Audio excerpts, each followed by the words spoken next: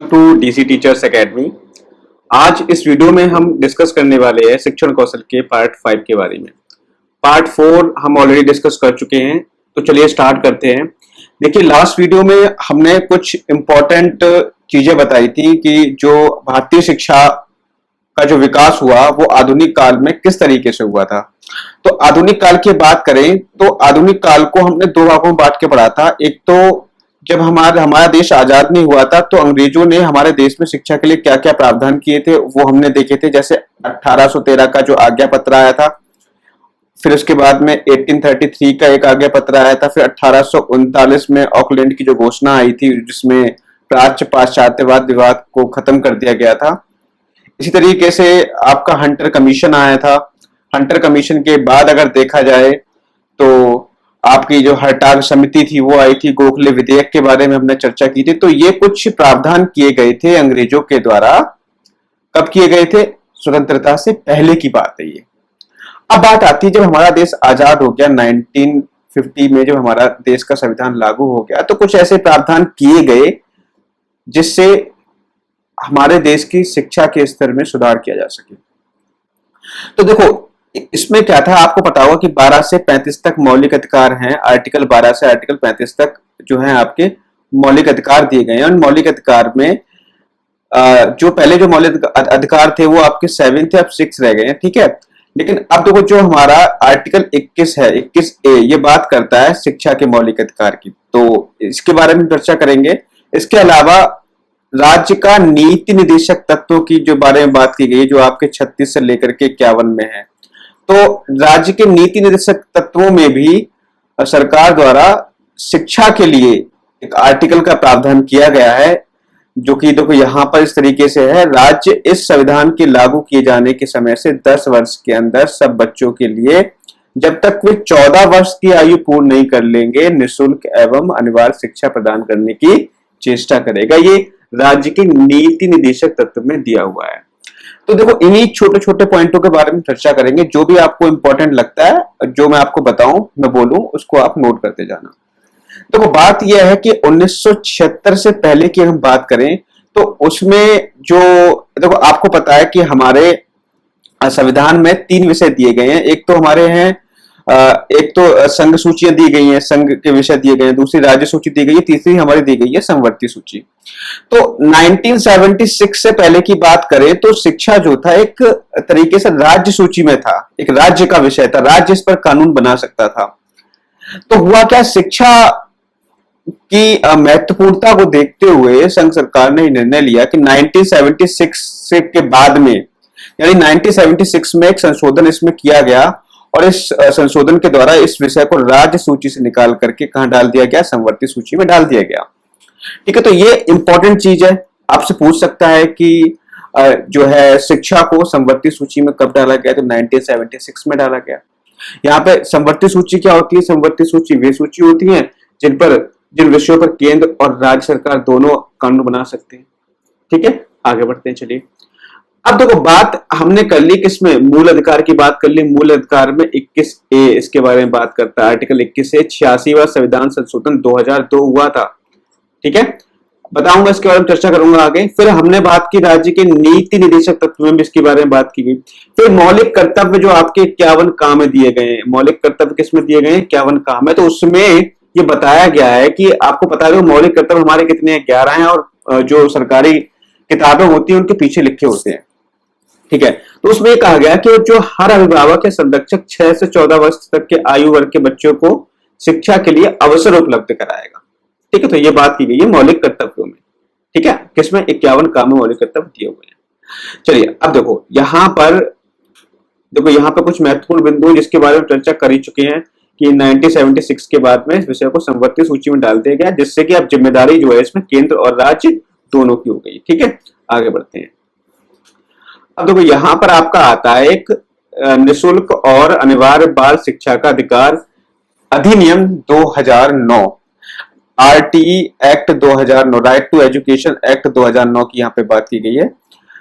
ये जो लाया गया अनुच्छेद 21 में, जो हमारे शिक्षा का मौलिक अधिकार की बात, 21 काम में शिक्षा के मौलिक अधिकार की बात की गई, तो उसी के तहत इस कानून को बनाया गया है। तो इसमें है क्या ये जो क्या कहता है, देखो यहाँ पर ये लागू कब हुआ, ये कब लागू हुआ था, तो 4 अगस्त, संसद में 4 अगस्त 2009 को बच्चों को निःशुल्क एवं अनिवार्य बाल शिक्षा का अधिनियम 2009 पारित किया गया। कब पारित किया गया था? 4 अगस्त 2009 को ये संसद में पारित कर दिया गया। पारित होने के बाद में कुछ प्रक्रिया होती है, राष्ट्रपति के साइन होते हैं, तब जाकर के वो कानून बनता है। तो राष्ट्रपति के अनुमोदन के बाद ये 27 अगस्त 2009 को भारत के राजपत्र में प्रकाशित कर दिया गया, और इसी के साथ वो एक तरीके से मौलिक अधिकार, इसको मतलब इसको क्या हो गया, कानूनी रूप प्राप्त हो जाता है। मैंने कहा था राष्ट्रपति के साइन के बाद में उसको कानूनी रूप प्राप्त हो जाता है। तो ये कब हुआ था पारित, ये ध्यान रखना, 2009 में पारित हुआ था। लागू कब हुआ था? लागू ये 2010 में होगा, बताएंगे, इसके बारे में चर्चा करेंगे आगे, ठीक है। अब देखो यहाँ पर सब चीजों के बारे में उन्होंने बात कर दी। देखो राज्य के नीति निदेशक तत्व के अंतर्गत अनुच्छेद 45 में, ये इंपॉर्टेंट है, ध्यान रखना, मौलिक अधिकार में जो आर्टिकल है वो 21A है, 21 का है। राज्य के नीति निदेशक तत्व में जो आर्टिकल है वो आर्टिकल 45 है, जिसमें 6 से 14 वर्ष तक की उम्र के बच्चों को निःशुल्क एवं अनिवार्य प्रारंभिक शिक्षा का संकल्प व्यक्त किया गया है। तो आर्टिकल 45 भी शिक्षा संबंधित है, आर्टिकल 21A मौलिक अधिकार की शिक्षा संबंधित है, ठीक है। देखो मैंने क्या बताया था कि पहले शिक्षा को एक मौलिक अधिकार नहीं माना गया था। शिक्षा में जो आर्टिकल 21 था, 21 जो था प्राण एवं दैहिक स्वतंत्रता के अधिकार की बात करता था। तो हुआ क्या, अब बात की गई भाई शिक्षा को भी मौलिक अधिकार बनाया जाए, तो उसमें क्या किया गया, 86वां संविधान संशोधन अधिनियम 2002 के द्वारा अनुच्छेद 21 में एक नया अनुच्छेद 21 का जोड़ दिया गया, जिससे कि ये क्या बन गया, एक मौलिक अधिकार बन गया, ठीक है। तो ध्यान रखना, जो 86वां संविधान संशोधन किया गया, ये एक चीज ध्यान रखना, पूछ सकता है कि कौन से संविधान संशोधन के अंतर्गत शिक्षा को एक मौलिक अधिकार बनाया गया, तो 86वां संविधान संशोधन 2002 के द्वारा, ठीक है। अब देखो कुछ और भी आर्टिकल्स हैं जो संविधान में शिक्षा से संबंधित कुछ बात करते हैं। तो आर्टिकल अनुच्छेद 29(2) है, ये कहता है कि ऐसे समुदाय को अपनी रुचि की शिक्षा संस्थाओं की स्थापना और प्रशासन का अधिकार होगा, और राज्य ऐसी शिक्षा संस्थाओं को सहायता देने में अल्पसंख्यक वर्ग की शिक्षा संस्थाओं के विरुद्ध इस आधार पर विभेद नहीं करेगा कि वह किसी धार्मिक संप्रदाय के प्रबंध में। कहने का मतलब यह है कि कोई भी समुदाय चाहे तो अपने अल्पसंख्यक वर्ग के लिए शिक्षा अलग से जो है शिक्षा संस्था की स्थापना कर सकता है। सिंपल सी ये बात इसमें दी गई है। आगे बढ़े तो मैंने ये बता ही दिया आपको, ये सब चीज बता चुका हूं मैं। 86वां संविधान संशोधन 2002 है, इसके खंड 3 में अनुच्छेद 21 के अंतर्गत एक नया अनुच्छेद 21 का जोड़ा गया, जिसमें 6 से 14 वर्ष के बच्चों को निःशुल्क और अनिवार्य शिक्षा प्रदान करना एक मौलिक अधिकार बना दिया गया, ठीक है। और ये जो है एक अधिनियम कब बना, 4 अगस्त 2009 को अधिनियम के रूप में पारित हो गया, ठीक है। बाकी ये तो बताया दिया कि जो शिक्षा पे जो है केंद्र और राज्य सरकार दोनों के दायित्व है। आगे बढ़ते हैं। अब तो यहाँ पे हम बात करें, यहाँ पर बात की जा रही है बाल अधिकारों की, बाल अधिकारों की बात की जा रही है। तो देखो बात यह है कि स्थिति को देखते ये हुए कि उस समय क्या था कि बाल जो अधिकार थे, इनकी बात क्यों की गई, क्योंकि उस समय जो बच्चों के खिलाफ काफी ज्यादा उत्पीड़न हुआ करता था, जैसे ह्यूमन ट्रैफिकिंग, बच्चों को पकड़ना या बच्चों के साथ कुछ दुर्व्यवहार करना, बच्चों को मतलब कारखानों में काम करने के लिए लगा देना। तो इस तरीके के काफी सारे मतलब कह सकते हो कि काफी सारे बच्चों पर एक तरीके से उत्पीड़न बच्चों का किया जाता था। तो संयुक्त राष्ट्र संघ में ये मामला उठा और संयुक्त राष्ट्र संघ ने बालकों के अधिकारों की घोषणा 20 नवंबर 1989 को कर दी। इन्होंने कहा कि भाई बालकों के कुछ अधिकार होंगे एक अंतरराष्ट्रीय स्तर पर। तो बालकों के अधिकार की जो घोषणा कब की, इन्होंने 20 नवंबर 1989 को की थी। ध्यान रखना इंपॉर्टेंट है कि यूएनओ द्वारा, संयुक्त राष्ट्र संघ के द्वारा बाल अधिकारों की घोषणा कब की गई, तो आप कहोगे सर 20 नवंबर 1989 को की गई। एक एक पॉइंट लिखते जाओ जिसको मैं बताता जाऊं, ठीक है। तो इसके बिंदु क्या है, इसके बिंदु यह है कि बालकों को जन्म के बाद तुरंत पंजीकरण कराना और राष्ट्रीयता प्राप्त करने का अधिकार। मतलब कोई भी बच्चा अगर भारत में पैदा हो गया तो वो क्या कहलाएगा, भारत का नागरिक कहलाएगा, ठीक है। बच्चों को अपनी राष्ट्रीयता, नाम एवं पारिवारिक नाम बनाए रखने का अधिकार। बच्चों को माता पिता की इच्छा के विरुद्ध अलग न करना, ठीक है, बच्चों को माता पिता के साथ ही रखना, ठीक है। माता पिता परिवार से पुनः एकीकरण और संबंध बनाए रखने का अधिकार। बच्चों के अपहरण, क्रय विक्रय, व्यापार रोकने के लिए राष्ट्र द्वारा कानून बनाना। तो ये सब चीजें इसमें दी गई थी, जैसे नशीले पदार्थों को रोकना, गोद लेने की मान्यता, बच्चों को हित को ध्यान रखना। तो इस तरीके से यहाँ पर कुछ पॉइंट इसमें रखे गए थे। ठीक है, फिलहाल ये इतना इंपॉर्टेंट नहीं है, बाकी डेट याद रखो। ठीक है, अब देखो बात ये आ गई कि क्या भारत सरकार ने भी बच्चों के लिए कुछ ऐसी नीतियां बनाई थी? तो हाँ, 22 अगस्त 1947 को भारत सरकार ने बच्चों के कल्याण के लिए राष्ट्रीय बाल नीति की घोषणा की थी। ये तो आपका 1989 में यूएनओ ने घोषणा की, लेकिन 22 अगस्त 1947 को भारत ने भी बच्चों के लिए एक राष्ट्रीय बाल नीति की स्थापना की थी, और जिसके क्या क्या प्रावधान थे वो आप यहाँ पे पढ़ सकते हो। ये एक बार रीडिंग ले लेना, बस, ज्यादा इंपॉर्टेंट नहीं है ये। ठीक है, आगे बढ़ते हैं, चलिए। देखो यहाँ पे देखो आर्टिकल कौन सा है, आर्टिकल आपका आ गया 23। ये क्या कहता है कि स्त्री और बच्चों का क्रय विक्रय ही नहीं वरन स्त्री और बच्चों का अनैतिक व्यापार भी दंडनीय अपराध है। मतलब बच्चों के व्यापार पर ये रोक लगाता है। ठीक है, आर्टिकल 24 क्या कहता है? बच्चों को कारखानों व जोखिमपूर्ण कार्यों में लगाना दंडनीय अपराध है। तो इसमें कई सारे अधिनियम भी हुए थे बच्चे संबंधित कारखानों में, जब बच्चों से काम कराया जाता था 12-12 घंटे, तो इसके संबंध में कुछ अधिनियम भी पारित किए गए सरकार द्वारा। तो एक बालक नियोजन अधिनियम 1938 पास हुआ था, फिर बालक श्रम अधिनियम 1986 आया, फिर बालक श्रम अधिनियम 1933, भारतीय कारखाना अधिनियम 1948, वाणिज्य पोत परिवहन अधिनियम 1958। तो इस तरीके कुछ अधिनियम थे, तो ये ध्यान रखना। तो फिलहाल इनका क्या है कि ये कारखानों में 14 वर्ष की आयु तक के बच्चों की नियुक्ति का प्रतिषेध करते हैं। कहते हैं कि कोई बच्चा अगर 14 वर्ष से कम आयु का है तो वो कारखाने में उससे कोई भी काम नहीं लिया जा सकता। ठीक है, आगे बढ़ते हैं। देखो यहाँ पर ये तो मैंने आपको बताया दिया कि संयुक्त राष्ट्र संघ द्वारा 20 नवंबर 1989 को बाल अधिकार की घोषणा की गई। भारत ने इसे कब अपनाया? भारत ने इसे 11 दिसंबर 1992 को अपना लिया। ठीक है, ये भी इंपॉर्टेंट चीज है कि भारत ने इसे कब अपनाया, तो 11 दिसंबर 1992 को भारत ने इसे अपना लिया। ठीक है, अब हम आज बात करेंगे कि एनसीएफ 2005 क्या है, जिसे राष्ट्रीय पाठ्यचर्या की रूपरेखा 2005 कहते हैं। तो इसमें क्या है? देखो, ये जो पाठ्यक्रम को एक राष्ट्रीय स्तर पर बनाने के लिए इस संस्था की स्थापना की गई कि राष्ट्रीय स्तर पर जो पाठ्यक्रम हो प्रत्येक विद्यालय में, वो यही पाठ्यक्रम फॉलो किया जाए। तो इसके लिए राष्ट्रीय पाठ्यचर्या की रूपरेखा 2005 और कुछ इसमें पहले का जो पुराना पाठ्यक्रम चला आ रहा था उसमें कुछ विसंगतियां थी, कुछ नए विषय जोड़ने की आवश्यकता थी, तभी एनसीएफ 2005 को लेकर के आया गया। तो एनसीएफ 2005 विद्यालय शिक्षा का अब तक का नवीनतम राष्ट्रीय दस्तावेज है। इसे अंतर्राष्ट्रीय स्तर के शिक्षाविदों, वैज्ञानिकों, विषय विशेषज्ञों व अध्यापकों ने मिलकर तैयार किया है। ये किस पर हुआ? देखो, मानव संसाधन विकास मंत्रालय की पहल पर प्रोफेसर यशपाल की अध्यक्षता में एक संचालन समिति और 21 राष्ट्रीय फोकस समूह का गठन किया गया था, और उन्होंने अपने विचार विमर्श और क्रिया प्रतिक्रिया दी। तो उन्हीं को लेकर के तो ये तैयार किया गया राष्ट्रीय पाठ्यचर्या की रूपरेखा नामक दस्तावेज, जिसमें कितने अध्याय हैं? 5 अध्याय हैं। पहला अध्याय है परिप्रेक्ष्य, दूसरा है सीखना और ज्ञान, तीसरा है पाठ्यचर्या के क्षेत्र, स्कूल की अवस्थाएं और आकलन, फिर है विद्यालय एवं कक्षा का वातावरण, फिर है आपका व्यवस्था का सुधार। ये इतना इंपॉर्टेंट नहीं है, बस ये ध्यान कर लो कि ये जो है प्रोफेसर यशपाल समिति के द्वारा बनाया गया, इतना इंपॉर्टेंट है। ठीक है, ज्यादा हमें डीप में नहीं जाना है, बाकी एक बार रीडिंग ले लेनी है बस। इसके बाद देखिए operation black board. Operation black board ये कब स्टार्ट किया गया, तो इसकी जरूरत क्या पड़ी? देखो यहाँ पर क्या था, जो राष्ट्रीय शिक्षा नीति न्यू एजुकेशन पॉलिसी जो आ गई थी वो 1986 में, इसमें प्राथमिक शिक्षा को आवश्यक मानते हुए विद्यालय में बच्चों के ह्रास एवं अवरोध की समस्या को कम करने के लिए, शैक्षिक वातावरण को समुन्नत बनाने के लिए, मतलब उन्नत बनाने के लिए, अच्छा वातावरण बनाने के लिए एवं शिक्षा में गुणात्मक सुधार लाने पर विशेष बल दिया। जैसे विद्यालयों के अनाकर्षक वातावरण, पहले क्या होता था, विद्यालय अच्छे नहीं बने होते थे, कमरे भी नहीं थे, मतलब बाहर पेड़ों के नीचे बैठ करके बच्चे पढ़ा करते थे। तो इस तरीके से विद्यालय के अनाकर्षक वातावरण, अरुचिकर पाठ्यक्रम, अपर्याप्त भवनों, पठन सामग्री, खेल सामग्री आदि में सुधार लाने की दृष्टि से राज्य सरकार द्वारा राष्ट्रीय शिक्षा नीति 1986 के संदर्भ में ऑपरेशन ब्लैक बोर्ड अभियान चलाया गया। तो इसमें क्या क्या सुविधाएं दी गई?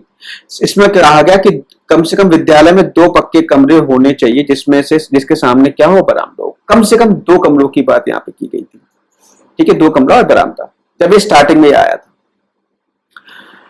और कम से कम 2 अध्यापक होने चाहिए, जिसमें संभवतः अगर कोशिश ये की जाए कि 1 महिला अवश्य होनी चाहिए। विद्यालय एवं कक्षा कक्ष को आकर्षक बनाया जाना चाहिए। बाल केंद्रित एवं कार्यकलाप आधारित शिक्षण अधिगम के माध्यम से शिक्षा की गुणवत्ता के प्रोत्साहन पर बल दिया जाना चाहिए। विद्यालय के प्रभावी रूप से कार्य करने के लिए भवन अध्यापकों एवं शिक्षण सामग्री के संबंध में स्पष्टताओं का उल्लेख किया जाना चाहिए। मतलब बच्चों मतलब विद्यालय के प्रभावी रूप से कार्य करने के लिए भवन, मतलब कहने का यह है कि अध्यापकों को उचित प्रशिक्षण दिया जाए कि वो शिक्षण सामग्री का कैसे प्रयोग कर सकें। ठीक है। इसके अलावा अगर बात की जाए तो यहाँ पर कुछ बिंदु यहाँ पे दिए गए हैं। तो यहाँ पर बात की गई है 2 कमरे और बरामदा वगैरह, शिक्षक उपकरण होने चाहिए, कक्षा शिक्षक सामग्री भी होनी चाहिए विद्यालय में उपलब्ध, विज्ञान किट की बात ही करता है, ऑपरेशन ब्लैक बोर्ड, लघु औजार किट भी होनी चाहिए। ठीक है। तो ये कुछ चीजें हैं, यहाँ पर आप पढ़ लेना, इस चीजों के बारे में बात करता है ऑपरेशन ब्लैक बोर्ड। 1992 का जो प्रोग्राम ऑफ एक्शन था, मैंने आपको बताया था कि 1986 की जो राष्ट्रीय शिक्षा नीति आई थी उसको 1992 में उसमें संशोधन किया गया था। तो जिसको नाम दिया गया था प्रोग्राम ऑफ एक्शन जिसको नाम दिया गया।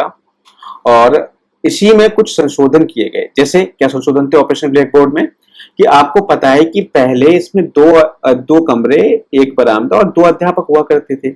अब इसमें क्या कर दिया गया, वहां पर 3 अध्यापक और 3 कमरे की व्यवस्था की गई। पहले जो था उसमें 2 कमरे 2 अध्यापक थे, लेकिन अब इसमें 3 अध्यापक और 3 कमरों की व्यवस्था कर दी गई थी। ठीक है। इसके अलावा जो वर्तमान ऑपरेशन ब्लैक बोर्ड है, इसको से सभी विद्यालयों विशेषकर अनुसूचित जनजाति के क्षेत्रों के विद्यालय में जारी रखा जाए। मतलब ऑपरेशन जो ब्लैक बोर्ड था उसको सभी विद्यालयों और विशेष रूप से जो आपके अनुसूचित जाति और जनजाति के जो विद्यालय थे उसमें जारी रखा जाए। किसको, ऑपरेशन ब्लैक बोर्ड को। ठीक है। इसके अलावा हम देखें यहाँ पर उच्च प्राथमिक विद्यालयों तक ऑपरेशन ब्लैक बोर्ड की योजना का विस्तार किया जाए। पहले ये प्राथमिक के लिए ही था, अब यहाँ पे बात कर दी गई किसकी, उच्च प्राथमिक की भी बात कर दी गई। तो ये आपका क्या था, ये आपका हो गया ऑपरेशन ब्लैक बोर्ड की जो भी संशोधन इसमें था वो मैंने आपको बता दिया। आगे हम बढ़ते हैं। देखिए अगला जो टॉपिक है वो है एनसीईआरटी। सभी लोग एनसीईआरटी के बारे में जानते होंगे और इससे क्वेश्चन क्या बन सकता है, तो इससे क्वेश्चन पहला यही बन सकता है कि इसकी फुल फॉर्म क्या होगी। ठीक है। तो फुल फॉर्म की अगर हम बात करें तो मैं यहाँ पे नोट कर दे रहा हूं, इसकी जो फुल फॉर्म है वो है आपकी national council of educational research and training. तो ये इसकी फुल फॉर्म है, national council of educational research and training. ठीक है। तो बात ये आती है कि इसकी स्थापना कब की, तो 1986 में इसकी स्थापना की गई थी। एक मिनट, एक बार मैं इसको रब कर दूं। हाँ, तो देखो इसकी स्थापना कब की गई थी, 1986 में इसकी स्थापना की गई थी। इसका क्या, इसके लिए प्रशिक्षण सामग्री का निर्माण 2 भागों में किया गया, प्राथमिक शिक्षकों के लिए और माध्यमिक शिक्षकों के लिए। देखिए इसके बाद क्या था, इसके बाद आपको जैसे पता होगा कि जो ऑपरेशन ब्लैक बोर्ड आया था, ऑपरेशन ब्लैक बोर्ड के अंतर्गत ये बताया गया था कि जो है प्राथमिक शिक्षकों के लिए एक प्रशिक्षण सामग्री विद्यालय में उपलब्ध कराई जाएगी। भाई प्रशिक्षण सामग्री विद्यालय में उपलब्ध तो करा दी गई, लेकिन उसका उपयोग कैसे करना है, शिक्षकों को उस सामग्री के प्रशिक्षण के लिए प्रशिक्षित कैसे करना है, उसके लिए एक कार्यक्रम लाया गया था जिसका नाम था पी मोस्ट। क्या नाम था जिसका, पी मोस्ट नाम था। मैं यहाँ पे लिख दे रहा हूँ, आप उसको नोट कर लेना, फुल फॉर्म उसकी पी मोस्ट कार्यक्रम था। ठीक है। तो पी मोस्ट की फुल फॉर्म क्या है,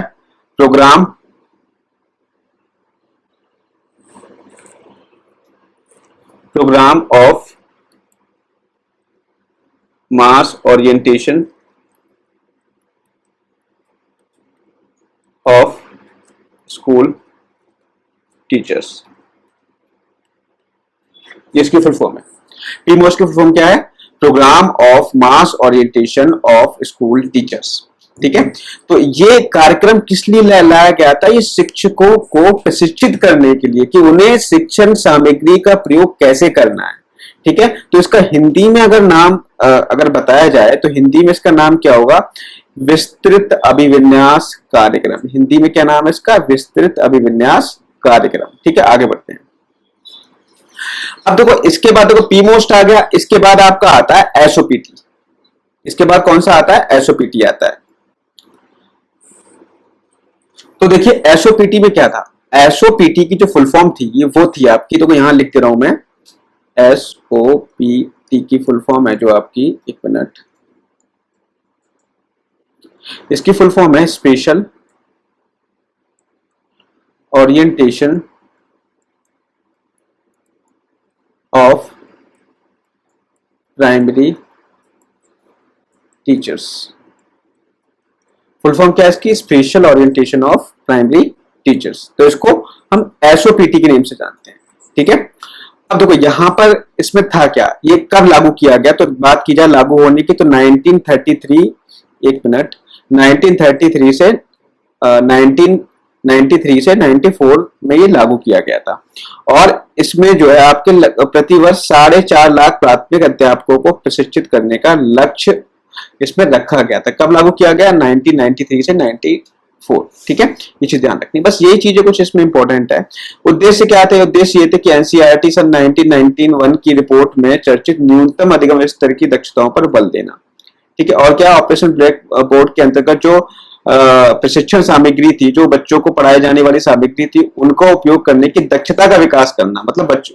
अब देखो बात ये आती है, देखो एक तो पी मोस्ट था, पी मोस्ट में क्या था, पी मोस्ट में आपकी बात की गई थी शिक्षकों को प्रशिक्षित करने की, किसके, माध्यमिक और प्राथमिक के। और इसके अलावा फिर एसओपीटी लेके आ गया। एसओपीटी जो था स्पेशली था, ये किसके लिए, प्राइमरी टीचर्स के लिए था। इसमें केवल सिर्फ और सिर्फ प्राइमरी टीचर्स की प्रशिक्षण की बात की गई थी, ठीक है। चलिए आगे बढ़ते हैं। अगला है देखो आपका बेसिक शिक्षा परियोजना। क्या है, बेसिक शिक्षा परियोजना। तो बेसिक शिक्षा परियोजना ये कब आई थी, तो ये आपकी आई थी 5 अक्टूबर 1993 से, ठीक है। ये कब आई थी आपकी, 5 अक्टूबर 1993 से आई थी। इसका उद्देश्य क्या था, इसका मुख्य लक्ष्य था सार्वजनिकरण के नामांकन, शिक्षा की अवधि की पूर्णता और शैक्षिक गुणवत्ता में सुधार करना। ये इसका क्या था, उद्देश्य था। अब देखो यहाँ पे इसके कितने अंग थे, 3 अंग थे। कौन कौन से थे, तो बेसिक शिक्षा परियोजना के जो पहला अंग था वो था संस्थागत क्षमता में वृद्धि करना, गुणवत्ता में सुधार व पूर्णता लाना, और बेसिक शिक्षा तक प्रत्येक बच्चे की पहुंच में सुधार करना, ठीक है। और क्या इसके उद्देश्य थे, यहाँ पे उद्देश्य थे, देखो यहाँ पे विद्यालय सुलभ कराना। इस परियोजना के अंतर्गत 300 की आबादी तथा 1.5 किलोमीटर की दूरी पर प्राथमिक विद्यालयों और वैकल्पिक शिक्षा केंद्रों को खोलना, ठीक है। नामांकन क्या था, वर्ष 2000 तक 6 से 11 वर्ष तक के सभी बच्चों, बालिकाओं का विद्यालयों में नामांकन कराना, ठीक। इसके आगे देखो, वर्ष 2000 तक विद्यालय में नामांकित छात्रों में न्यूनतम अधिगम स्तर की दक्षताएं विकसित करना। फिर क्या था, सतत शिक्षा, लगभग 5,000 की ग्रामीण क्षेत्र की आबादी पर सतत शिक्षा की सुविधा प्रदान करना, ठीक है। यहाँ पर बात करें तो उत्तर प्रदेश बेसिक शिक्षा परियोजना व उत्तर प्रदेश सभी के लिए शिक्षा परियोजना के मूलतः 2 कार्य थे। कौन कौन से, एक तो ये क्या करता था, प्रबंधकीय कार्य करता था, एडमिनिस्ट्रेटिव वर्क करता था, और एक इसके एकेडमिक वर्क थे। तो एडमिनिस्ट्रेटिव वर्क क्या थे, इसके अंतर्गत देखो, इसके अंतर्गत राज्य स्तर पर एक राज्य परियोजना परिषद का निर्माण किया गया, जनपद स्तर पर जिला शिक्षा परियोजना समिति का निर्माण किया गया, और विकास स्तर पर ब्लॉक शिक्षा समिति और ग्रामीण स्तर पर ग्राम शिक्षा समिति का गठन किया गया था। अकादमिक में क्या था, अकादमिक की प्रबंधकीय व्यवस्था के अंतर्गत राज्य स्तर पर राज्य शैक्षिक प्रबंधन एवं प्रशिक्षण संस्थान सीमेट की स्थापना की गई थी। जनपद स्तर पर जिला शिक्षा एवं प्रशिक्षण संस्थान डाइट की स्थापना की गई थी। विकास खंड स्तर पर बीआरसी जो ब्लॉक रिसोर्स सेंटर होते हैं, और न्याय पंचायत स्तर पर एनपीआरसी की स्थापना की गई थी। किसके अंतर्गत, आपकी जो बेसिक शिक्षा परियोजना थी उसके अंतर्गत। तो आज का वीडियो हम इतना ही रखते हैं, वीडियो ज्यादा बड़ा हो जाएगा, और नेक्स्ट वीडियो में हम बात करेंगे डीपीईपी के बारे में। और भी कुछ चीजें इसमें बची हैं, और लगभग 3 से 4 वीडियो में हम इसको खत्म कर देंगे।